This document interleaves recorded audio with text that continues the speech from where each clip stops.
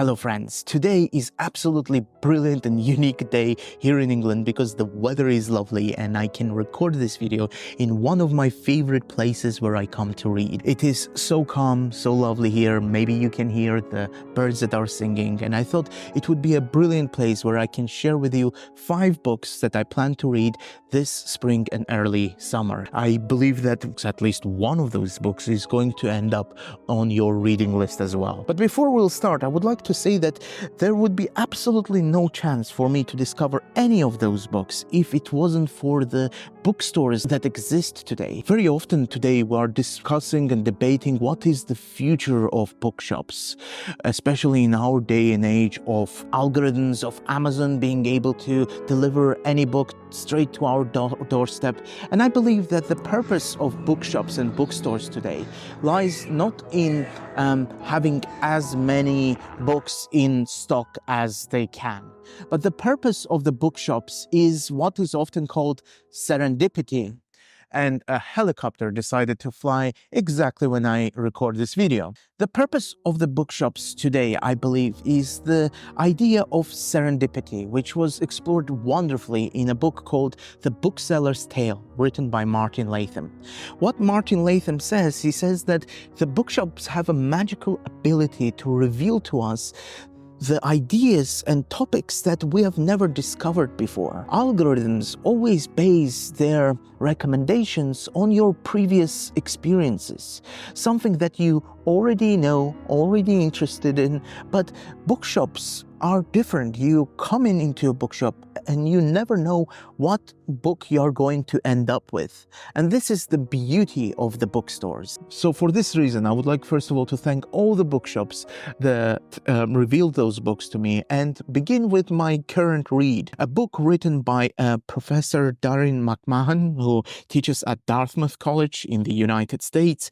And the book is called Divine Fury, A History of Genius. Darrin McMahon reveals in his book that the idea that genius is somehow connected with your intelligence is a quite recent perception of what genius is. For the ancients, for Greeks and Romans, genius was a person who stood between our earthly world and the world of gods, of the divine. And this person converted the messages that came from gods into our real world. I think the closest thing that describes what genius is, I believe, is an artist who reveals by his or her magical powers truths that when you look at their art, you think that they come from not out of this world. There's from some mystical place.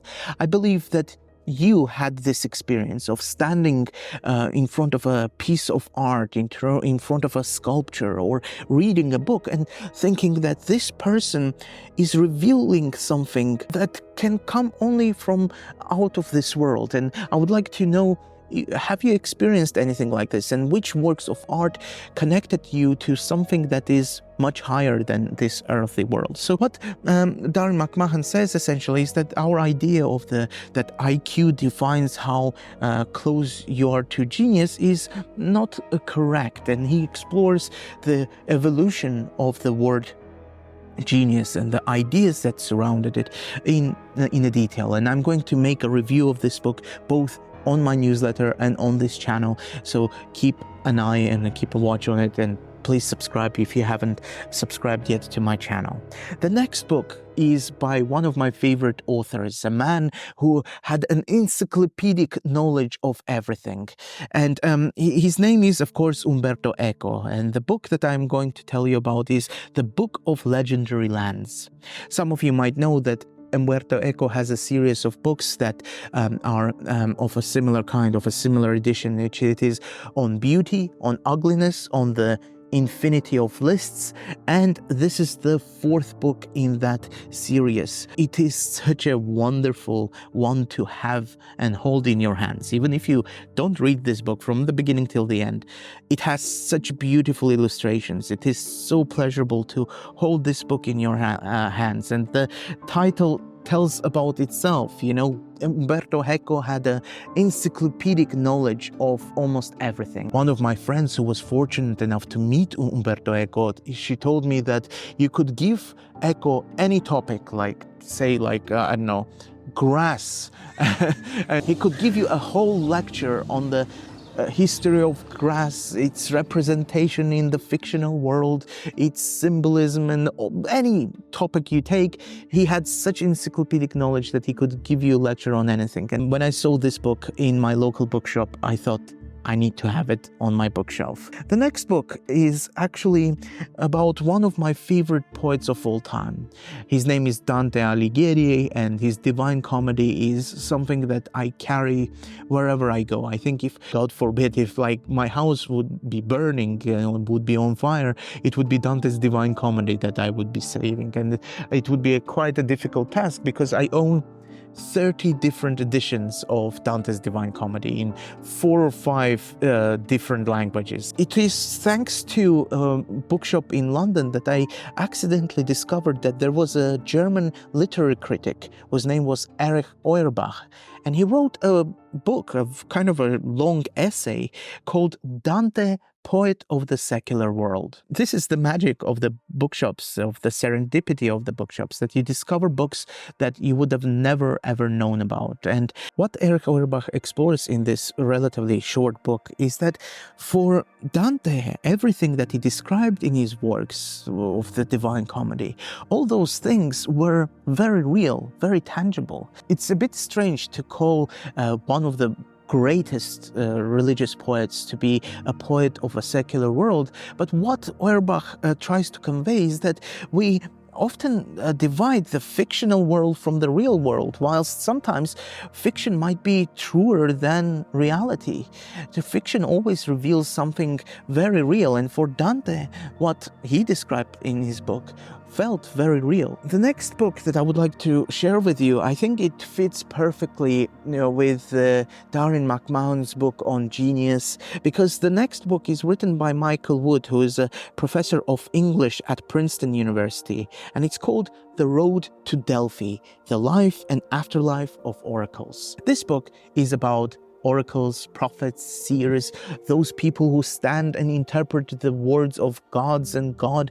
And I thought this is such an interesting topic to see the nature of oracles, what exactly our ancestors were looking for, what did those rituals involve? I think it's important not to underestimate our ancestors. They weren't silly. Their traditions had a lot of meaning and symbolism in them. The last book that I would like to share with you is written by philosopher John Armstrong, and it's called The Intimate Philosophy of Art. One of the topics that really interests me is the topic of beauty. What is beautiful? What we call beautiful? And my curiosity about this topic was triggered particularly when it comes to the modern and contemporary art, which I unfortunately don't understand and quite dislike. I believe that artists such as Jeff Koons, Marcel Duchamp, Tracy Emin, there's nothing appealing, nothing interesting, nothing that makes me think like, oh my God, this is a work of a talented artist. I believe that those artists are just basing their works on self-expression, and self-expression is not necessarily art. But of course it raises a question, okay, what is beautiful? How can we define beauty? How can I support my argument that what, let's say, Tracy Emin does is not beautiful? I believe that this book will provide some answers to this question. And of course, another book is Umberto Eco's book on beauty, because Eco shows us the evolution of things that we considered to be beautiful. There is a video that is going to come out on this channel that I'm working on and I'm researching right now, which is going to be about my idea of what is beautiful and what is not. And of course, it's not going to be based just on my opinion, but it's going to be based on opinion of art critics and writers such as John Ruskin, on Winkelmann, on Eco himself, and many others. And I want to find out what is beautiful. I hope you enjoyed those books, and I hope that at least one of them will end up on your reading list as well. Before leaving, of course, I would like to thank all the bookshops that exist, that support my curiosity. I wouldn't have known about those books if it wasn't for them. Last question that I would like to ask: what do you think about this spot, about the place that I'm recording? I hope it added an element of aesthetic pleasure to you watching and enjoying and listening to my book recommendations. Thank you for watching, and I'll see you in the next one.